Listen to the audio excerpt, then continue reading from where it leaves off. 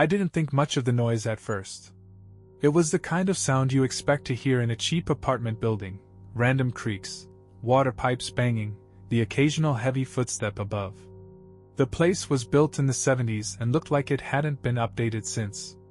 Still, for $700 a month, utilities included, it was the best I could afford near campus. I'd only been living there for 3 weeks when I first noticed it. It was around 2:30 in the morning. I just finished a late shift at the bar, threw on a frozen pizza, and collapsed on the couch with Netflix humming in the background.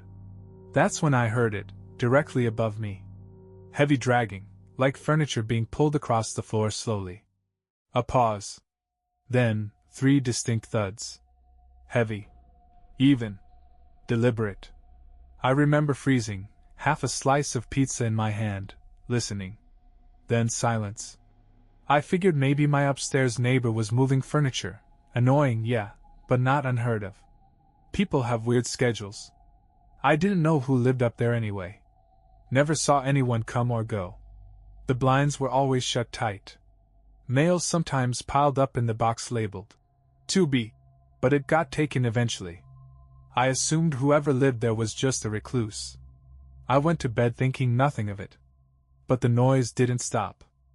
Every few nights, always around the same time, I'd hear it again. That dragging sound. Always in short bursts. Then those same 3 thuds thud. Once I knocked on the ceiling with a broom handle. I felt ridiculous doing it, like some cartoon old man yelling at kids. But nothing happened. No knockback. Just quiet. The weirdest thing? I started noticing stains on my ceiling. Brownish, irregular blotches spreading just above where the couch sat. I thought it was water damage. Maybe their bathroom leaked. I told the landlord. He said he'd check it out. A week passed. No word. One night, the sounds were louder than ever.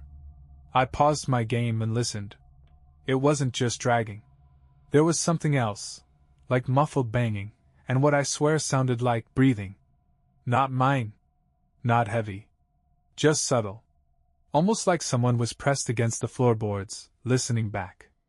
I got up, heart thudding, and went outside into the hallway. 2B was dark. The door looked untouched. I hesitated for a second, then knocked. Lightly at first. Then harder. No answer. I tried the knob. Locked. As I turned to go back down to my place, I thought I heard something just beyond the door.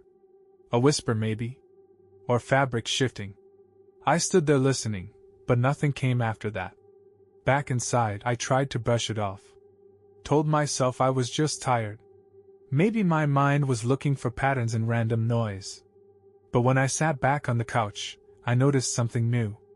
Right in the center of the spreading stain on my ceiling was a faint handprint. Upside down. I didn't sleep much that night. Every time I closed my eyes, I kept picturing that handprint.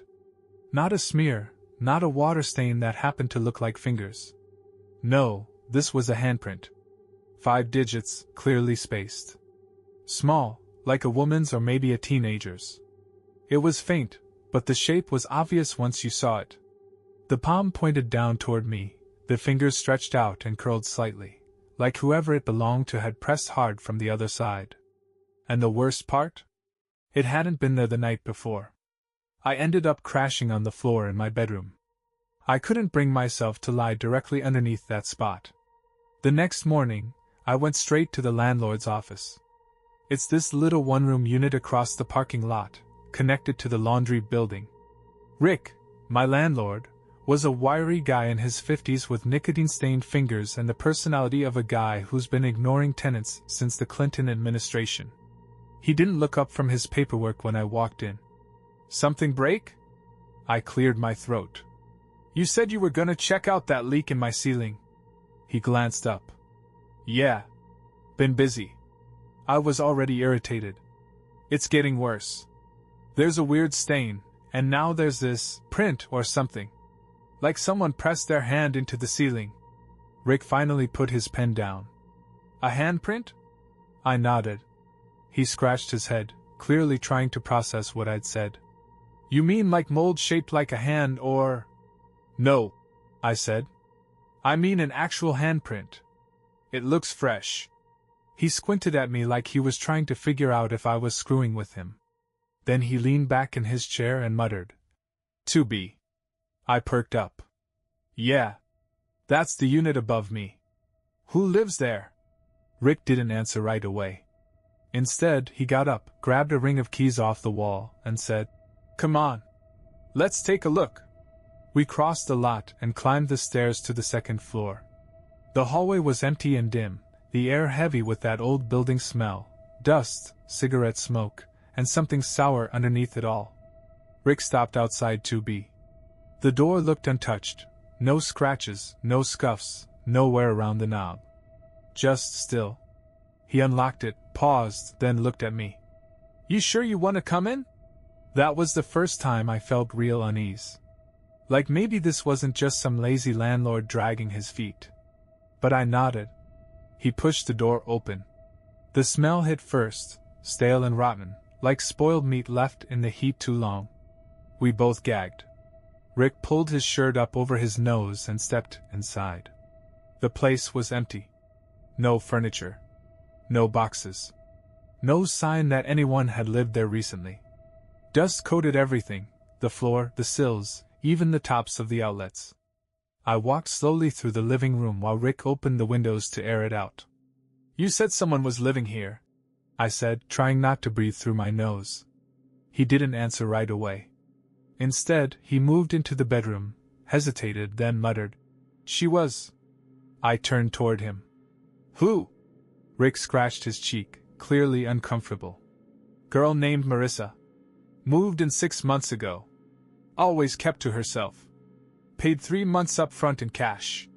Is she still on the lease?" He shook his head. "Stopped responding to emails 2 months ago. I figured she'd bailed. Didn't leave a forwarding address. Her mailbox started piling up, then just stopped. I assumed she'd come by and got her stuff. I was gonna relist it next month. But there's nothing here," I said. "No furniture, no trash. Not even a power strip." Rick shrugged, but he looked uneasy too. "I'll have someone patch your ceiling. Might be old water damage, like you said." I looked around the room once more. The carpet was threadbare. There were faint marks where furniture used to be, a bed maybe, a dresser, but they were faded, like whoever left had done so months ago. But then I noticed something in the corner. A single nail in the wall, with a bit of frayed red string still dangling from it. Rick saw me looking and said, "What?" "Nothing," I muttered. "Let me know when the ceiling guy shows." I left and went back to my place, but I couldn't shake the feeling that something was off. Something wasn't adding up. Because if no one had been living above me for 2 months, then who was making those noises at night? And whose hand was pressed against my ceiling? I spent the rest of that day trying not to let my imagination get the better of me. You ever have that feeling where you know you're being paranoid, but every sound seems louder, every shadow longer? That was me. I kept glancing up at the ceiling. The handprint was still there. Still faint, but there. It hadn't changed, but it also hadn't faded. That night, I didn't even bother with the couch. I stayed in my room with the door shut and a chair wedged under the handle. It felt stupid, but it also made me feel like I'd at least done something. I didn't hear anything that night. No dragging. No thuds. Just the usual hum of the fridge, and the occasional wind pushing against the windows. The silence felt worse somehow. By the next morning, I had an idea. A stupid one, but it stuck with me until I gave in. I'd set up a camera. I didn't have a real one, just an old webcam I used for online classes during the lockdowns. I rigged it up on a little tripod and pointed it at the ceiling above the couch. I left it running while I went to work my afternoon shift. Honestly, I expected nothing. Maybe a rat or a draft or some building creak caught on video. I just needed something to explain away the weirdness. I got back around 1:30 a.m., tired, sweaty, and half regretting the idea already. I grabbed a beer, sat at my desk, and skimmed through the footage. For the first few hours, it was exactly what you'd expect, nothing. Static camera, ceiling, faint ambient light from the kitchen. At around 9 p.m., the room darkened when the sun dipped, but I'd left the overhead light on, so it wasn't pitch black. Then around 11:48 p.m., something happened. It started with a flicker. Just for a second, the ceiling light dimmed and buzzed, like a surge had hit the building. I frowned and rewound, watched it again. Yeah, there it was. A clear dimming. And then, at 11 hours 49 minutes and 3 seconds, a drop of something dark fell into frame. It landed just above the couch cushion, right where the stain was. I paused the video and leaned in. The webcam resolution was trash, but you could tell, it was thicker than water. It didn't splash. It plopped. Another drop came 5 seconds later. Then another. 3 in total. Then at 11:50, right on the dot, came the sound. Thud. My stomach sank. It was on the video. You could hear it clearly. Those same 3 heavy knocks from above. But there was no dragging this time. Just the thuds, followed by a noise I hadn't heard before. A whisper. Low and guttural. So faint I had to crank my speakers just to catch the tail end of it. It was one word. I played it back 4 times. By the 5th I was sure. It said, "Downstairs." I slammed the laptop shut. My ears were ringing. My heart was hammering like I'd sprinted across the room. I didn't sleep. I couldn't. Every creak in the building sounded like someone walking above me. Every passing car outside felt like a warning. By morning, I had a decision to make. I could call the cops, but what would I tell them? That I filmed 3 drops of goo and a spooky whisper? They'd laugh me off the line. So I did the only thing I could think of. I went back upstairs. I stood outside Tubi for a long time. It was early, around 7 a.m., but I didn't care. I hadn't slept, hadn't eaten, and the more I thought about that whisper, the worse it got. It wasn't just the word. It was the way it was said. Like the voice was right there, just behind the mic low. Wet. Close. I knew I couldn't ignore it. Not anymore. I didn't have the key, obviously. And I sure as hell wasn't going to wait around for Rick again. So I improvised. There was a maintenance box on the first floor, just one of those gray metal cabinets with loose hinges and a busted latch. It had been opened before when the power went out in my building. I figured if I could grab a master key or a skeleton set. I didn't find keys. But I did find a thin, rusted flathead screwdriver. Close enough. I tucked it into my sleeve and went back up to the second floor, heart pounding in my ears. The hallway was still empty, still quiet. I knelt in front of Tubi, checked the camera in the hallway corner. It was dead, covered in dust. Probably hadn't worked in years. I jammed the screwdriver into the space between the knob and the frame and started wiggling. I don't know where I got the nerve. I'd never broken into anything in my life. But adrenaline makes you stupid. Or brave. Or both. The lock clicked after maybe 2 minutes. The door swung open on its own, slow, stiff hinges groaning the whole way. The smell was worse than last time. Heavier. More specific.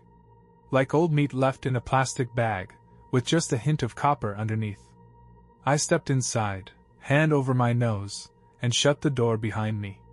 The place hadn't changed. Still no furniture, no signs of life. Except this time, I noticed something I hadn't before. Dust trails. Faint ones. Like something had been dragged across the floor, but only just recently. The dust was disturbed in long, winding paths, some leading toward the bedroom, some toward the living room wall, one cutting straight across the kitchen tile like a slug trail. I followed the one that led to the bedroom. The air in there was still and stale. I opened the blinds to let in some light, and as my eyes adjusted, I realized the carpet near the wall had a strange bulge. I crouched down. The bulge was about the size of a shoebox, right where the wall met the floor. I pressed on it, and it gave just slightly, soft, almost spongy. Then I noticed something else. A seam. No tape, no molding. Just a thin, hand-cut line in the drywall, like someone had tried to patch it up sloppily. I ran my fingers along the seam, feeling for any weakness. Found it. One firm tug and a whole section of drywall popped loose. What was behind it made me fall back hard on my ass. A box. Wooden. Wedged into the wall cavity. It had been crammed in between the studs, barely fitting. The top was nailed shut, but the wood was old, cracked, and dry. I pried it open with the screwdriver, expecting, I don't know, maybe some weird hoarder stash or rat skeletons. What I found instead was a Polaroid. Just one. Face down on a bed of crumpled red string. I picked it up. It was a photo of a young woman, mid-20s, long black hair, narrow shoulders, pale skin. She was standing in the same apartment, back to the wall, staring at the camera with this blank, glassy expression. The kind of stare people have when they're way past scared. There were bruises around her neck. Her hands were lifted up, palms flat against the ceiling above her. As if she was holding it up. Or trying to press through it. I dropped the photo and stumbled back. The room felt colder suddenly. My ears popped, like a change in pressure had hit the place. I thought I was going to puke. That's when I heard it. A tap. From the living room.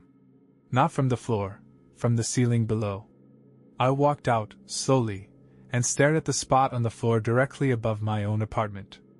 Another tap. Then another. Then silence. I was about to back out when something caught my eye, on the far wall, where the dust had been disturbed the most. The paint looked wrong there. Off color. Fresher than the rest of the room. Like someone had patched something up. I walked over and tapped it with my knuckle. Hollow. Then I noticed 4 deep scratches in the paint near the baseboard. Vertical. As if made by someone's fingernails.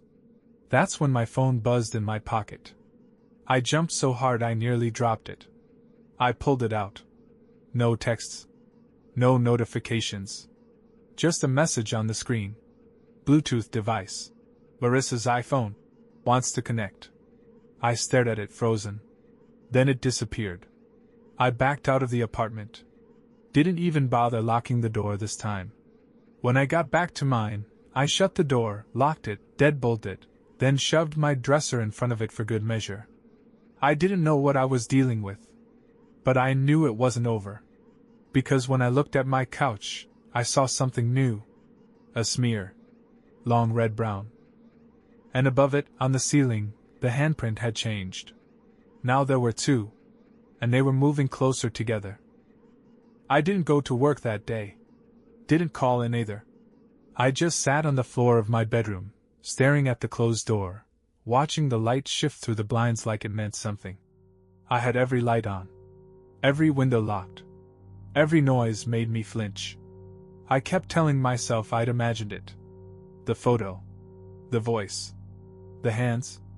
All of it. Maybe I was sleep-deprived. Maybe I had some kind of breakdown. Hell, maybe there was mold in the building making me hallucinate. That happens, right? Toxic mold or some shit? But then I'd glance at the ceiling and see them, those twin handprints, now just a couple inches apart. As if 2 people were pressed together up there, palms down, waiting. Watching. No mold explains that. I finally picked up the phone and called the police. I don't even remember what I said at first. I was rambling. Something about suspicious activity, maybe a missing person, noises in the ceiling. I mentioned the handprints. I didn't bring up the photo, or the voice, or the iPhone that tried to connect to my Bluetooth.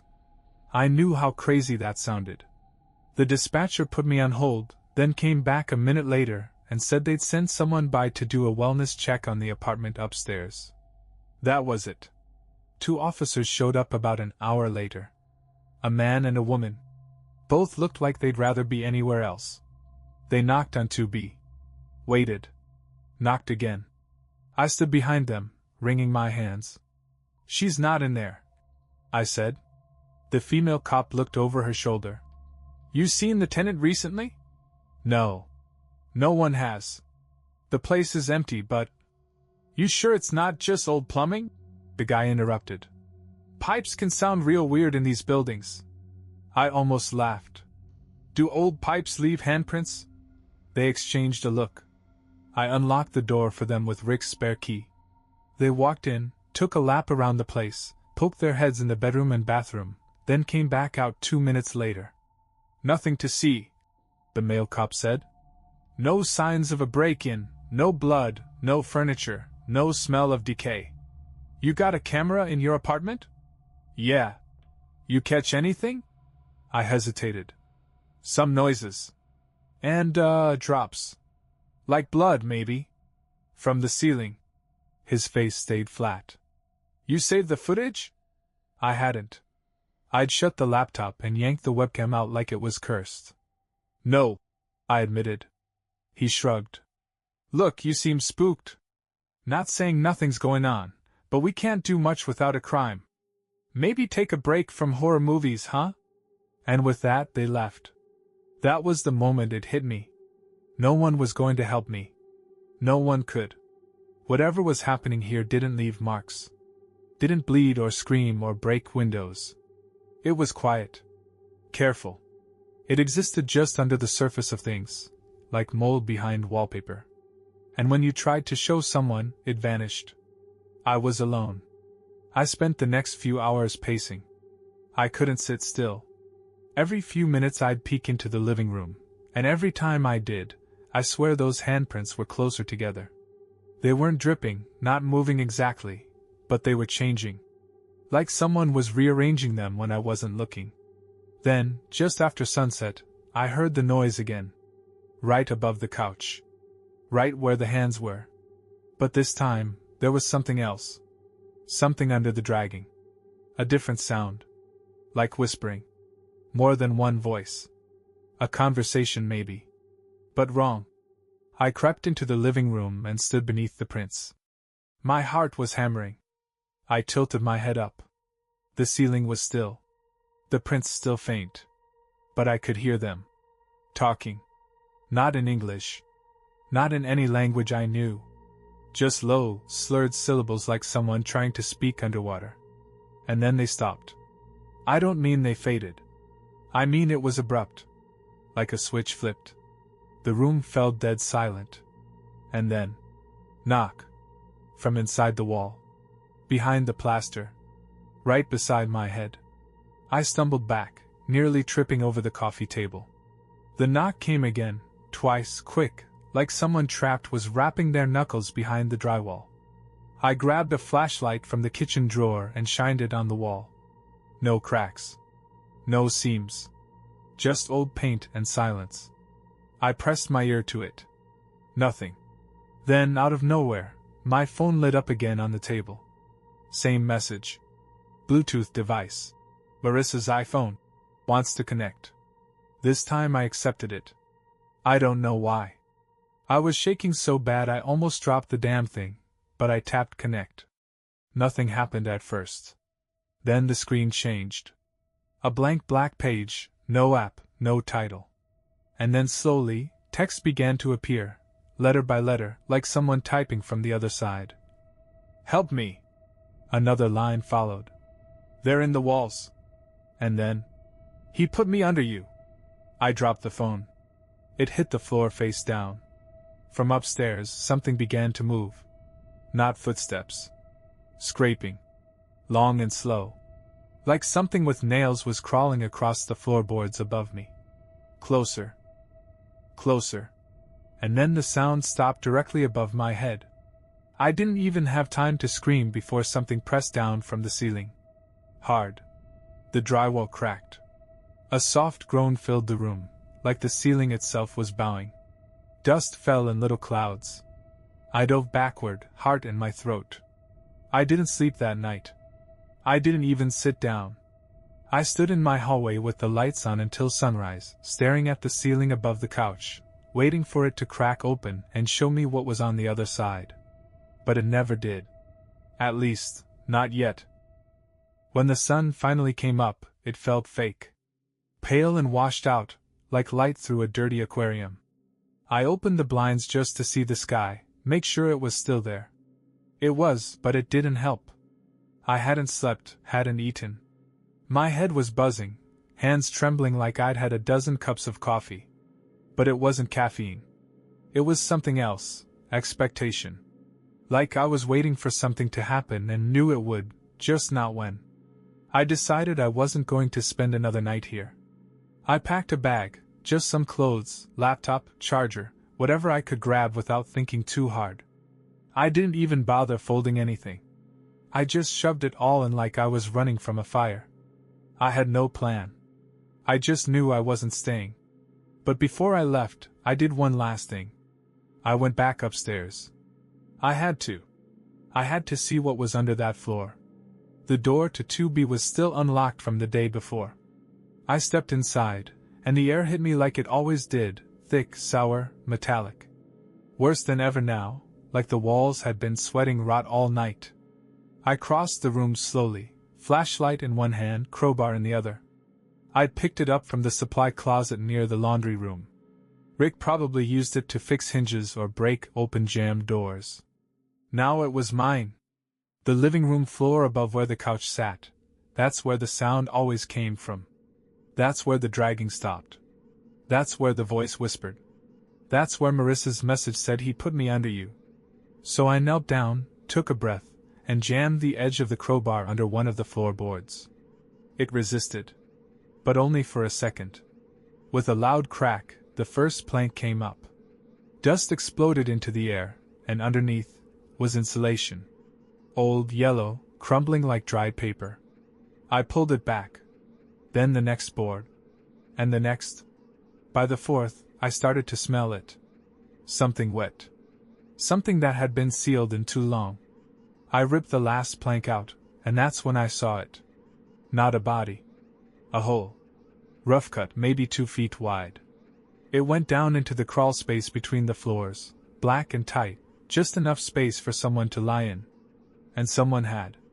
There was a plastic tarp lining the hole. And on top of it, a tangle of red string. A phone. Cracked screen. White case with a faded pink pop socket. And clothes. A sweater balled up like a pillow. A pair of shoes. Jeans folded neatly beside them. No blood. No bones. Just absence. Like whoever had been there had been carefully removed. I leaned in to shine my light deeper into the gap, and something shifted. Way down. Below. A rustle. Like fabric on drywall. I froze. Then came the whisper. That same low, liquid voice. Don't look. I dropped the flashlight. It bounced once, twice, then slid down into the black and went out. I couldn't breathe. Every instinct told me to run, to get out, but I couldn't move. My knees locked. My eyes stared down into that dark, cramped space, waiting for something to rise up out of it. But nothing came.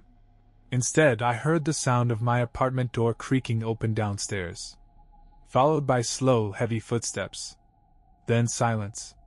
My phone buzzed in my pocket. One message.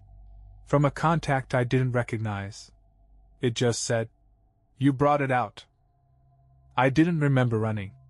1 second I was staring into that black hole in the floor, and the next, I was outside the building, standing barefoot on the pavement, crowbar still in my hand, heart jackhammering like it was trying to punch through my chest. People were walking dogs. Someone jogged by with headphones in. A woman was unloading groceries across the street. Everything looked normal. But I knew better. I knew something had changed.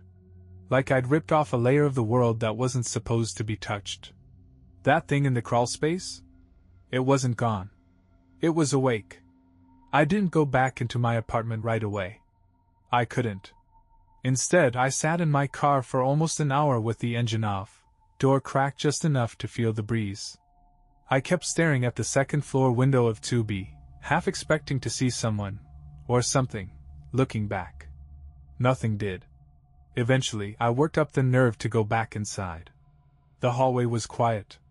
The air in my unit felt heavy, like it hadn't been breathed in for years, even though I'd only been gone an hour. The couch sat there like always. The ceiling above it looked the same at first. But when I looked closer, The handprints were gone. In their place, a new stain had formed. Long, horizontal, running from one end of the ceiling to the other.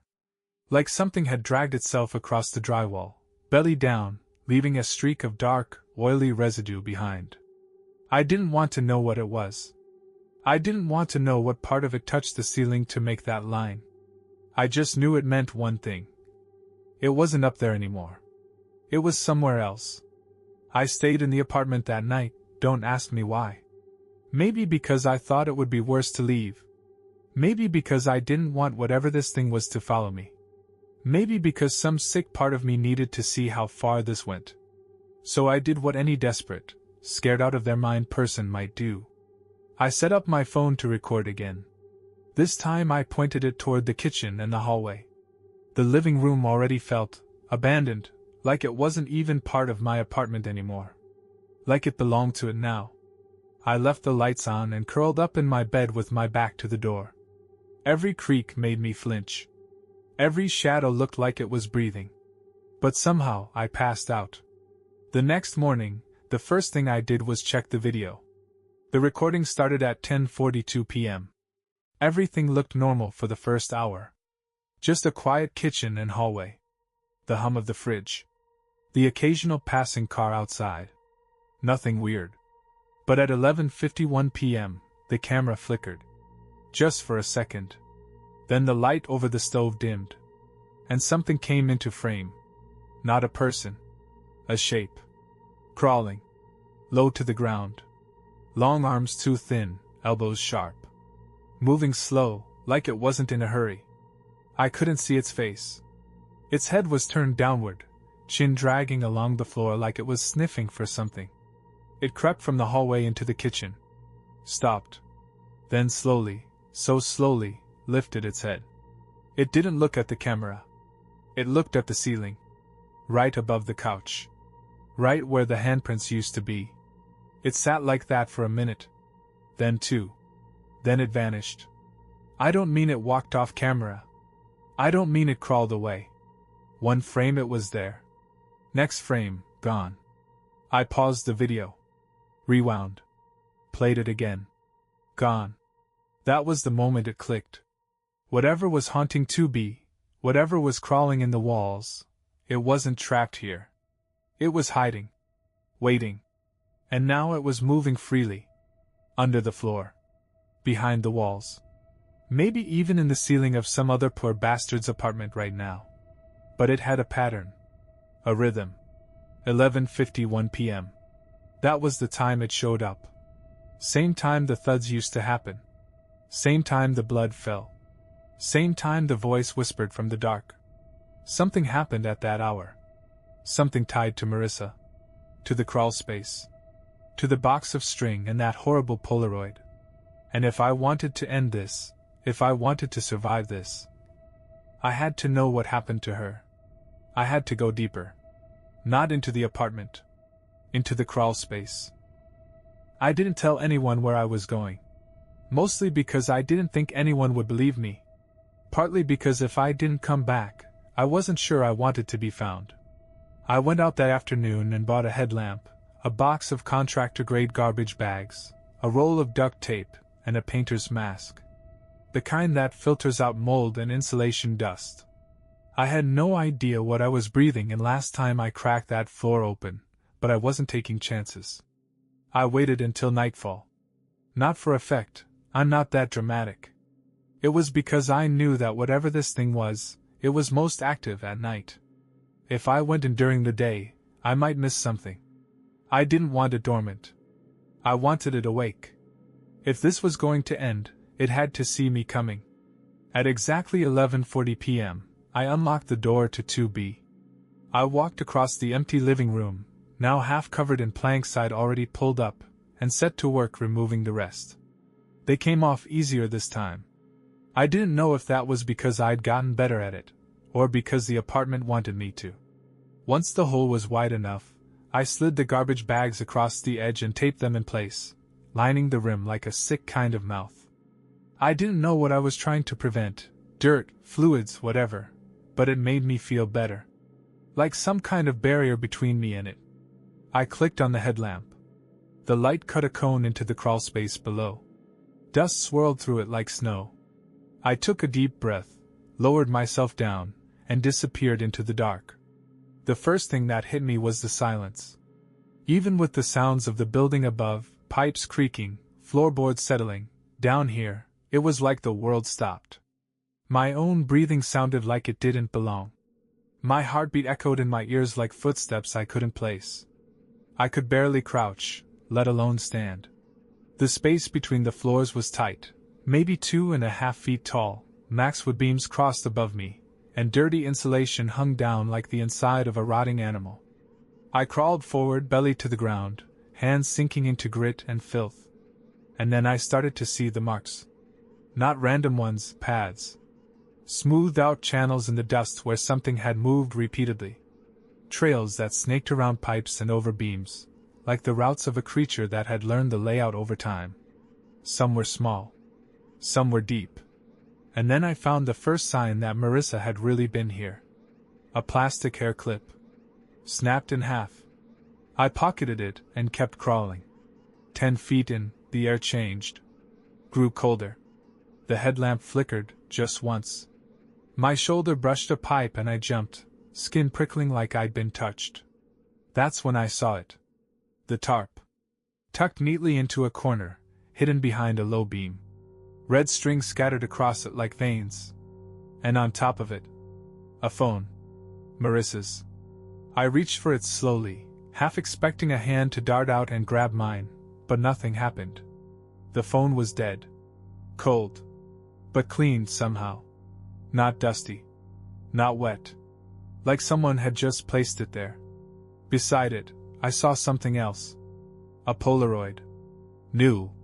Still developing. I picked it up. It showed the crawlspace I was lying in, same insulation, same tarp. And me. In the photo, I was lying exactly as I was now, elbows bent, head turned.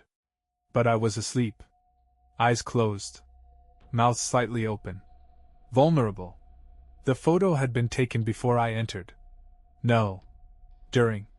I dropped it and backed up fast, scraping my spine along the underside of the floor above. My headlamp flickered again. And then I heard the sound I'd dreaded since all this started. Breathing. But not mine. Right behind me. Wet. Strained. Animal. I turned slowly. And saw her. Marissa. Or what was left of her. She was pressed flat to the wood, skin paper thin, like she'd been stretched out and laminated to the architecture itself. Her eyes were open but dry, like doll's eyes. Her mouth hung open in a scream that never came. One arm was raised, hand pressed against the ceiling above, her final mark that bled through into my apartment. And then her body twitched. Something shifted beneath her skin. I scrambled back in blind panic, kicking at the tarp, trying to escape, and then the ceiling above me cracked.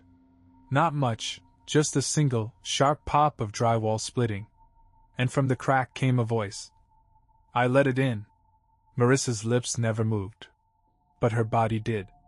It was unfolding. Peeling off the ceiling like a wet sticker. And behind her, something bigger moved. Something that wasn't shaped like a person. I tried to scream, but the space was too tight, too shallow to move, too low to even turn fast. I crab-walked backward, scraping my spine on splintered beams, kicking up insulation and grit until my throat filled with it.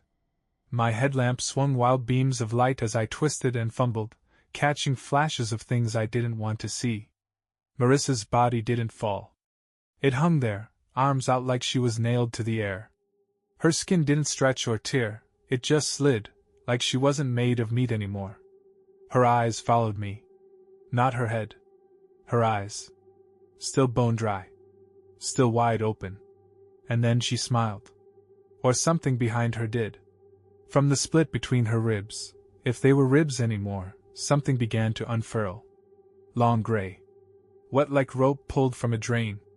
It slid forward through her chest like it had been waiting its turn. And then the voice came again. But this time, not from her. From the wood. From the walls. She made a place for me. The voice creaked. Deep, too deep. Like an old door swinging open in the dark. She screamed for days. You just didn't hear her. I don't remember making the decision to move. My body just did. I scrambled forward, left the phone, the tarp, the photo, left Marissa and the thing inside her. I followed the crawlspace to the far end, where I saw a faint glimmer of light, my own floorboards above, the edge of the hole I'd opened earlier. I reached it just as something slammed the space behind me. Hard. So hard the whole subfloor shook. Dust rained down. The wood groaned like it was going to collapse. I pulled myself up and out, gasping, headlamp skewed on my forehead, blood running down my elbow from a cut I didn't remember getting.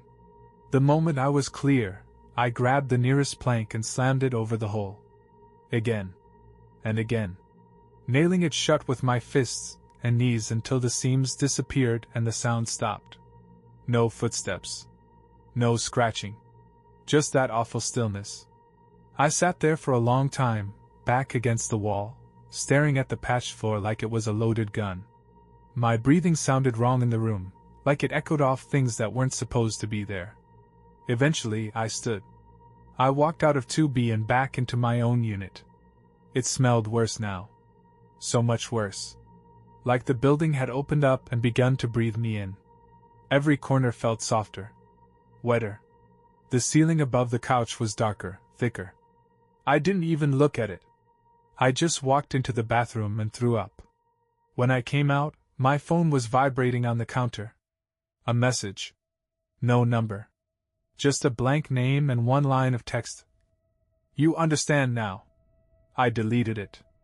5 seconds later, it came again. Same message. You understand now. Another one followed. It moves when you don't. I shut the phone off and pulled the battery. Didn't matter. That night, I packed up everything I owned. Threw it into the back of my car. Left food in the fridge, lights on, didn't say goodbye to the landlord. Just drove. I got a motel 2 towns over. Tried to sleep. And that's when I heard it. From inside the walls of the room. Thud. I didn't stay in that motel long. I left before checkout, drove another 100 miles with no destination, just highways and gas stations and bathrooms with mirrors I refused to look into. Every time I stopped moving, I'd start to hear it again. The thuds. The dragging. The breath. Some part of me wanted to believe it was all in my head. Stress, trauma, sleep deprivation. A breakdown. But then I checked my phone, brand new, bought at a kiosk off the interstate. New number, new everything. There was one message waiting. This isn't about the building. I didn't respond. I didn't know how. Because I think I already knew the truth. It wasn't the apartment. It wasn't 2B. It wasn't the crawlspace or the handprints or the hole in the floor. It was the space in between. The thin places. The cracks between drywall and darkness, between silence and noise. That thing, whatever it was, it didn't haunt buildings. It inhabited absence. Emptiness. The hollow between things. Between floors. Between thoughts. And once you noticed it, it noticed you back. I stayed on the road for weeks. Slept in my car. Rest stops. Denny's parking lots. But it didn't matter where I went. It always found me. Some nights, I'd hear it above me in motel ceilings. Other nights, it was under my bed, tapping once, twice, 3 times like it was saying, "Still here." One night, I pulled over at an abandoned gas station to get some sleep. There were no other cars. No buildings for miles. Just a flat stretch of cracked asphalt and cornfields rotting in the wind. I laid the seat back and tried to sleep. At exactly 11:51 p.m., I felt it. The car shifted. Like something heavy had climbed onto the roof. Then came the noise. Drag. Thud. I didn't look up. I didn't breathe. And then, right by my ear, from just outside the driver's side window. A whisper. Still underneath. That's when I understood. You can't outrun it. You can't outdrive it. Because the space it lives in, it's not physical. It's not a crawl space or a wall cavity. It's the negative space of your life. That hour between sleep and dreaming. That moment of stillness between heartbeats. That part of the room your eyes avoid without knowing why. It found Marissa when she stopped talking to people. It found me when I stopped feeling. And now it waits. I don't stay in one place more than a night anymore. I don't make friends. I don't unpack. But I do one thing every night. At 11:50, I set an alarm. I lie on the floor, press my palms flat to the ground, and I listen. Not because I want to. Because if I don't, it gets closer. If I forget, even once, it will stop pretending to knock. It'll open the floor and drag me through. So if you hear something at night, something moving in your walls, don't ignore it. Don't explain it away. And whatever you do, don't look at the ceiling. Not at 11:51 p.m. Not if it's quiet. Not if you're alone. Because once you notice it, it belongs to you. Forever.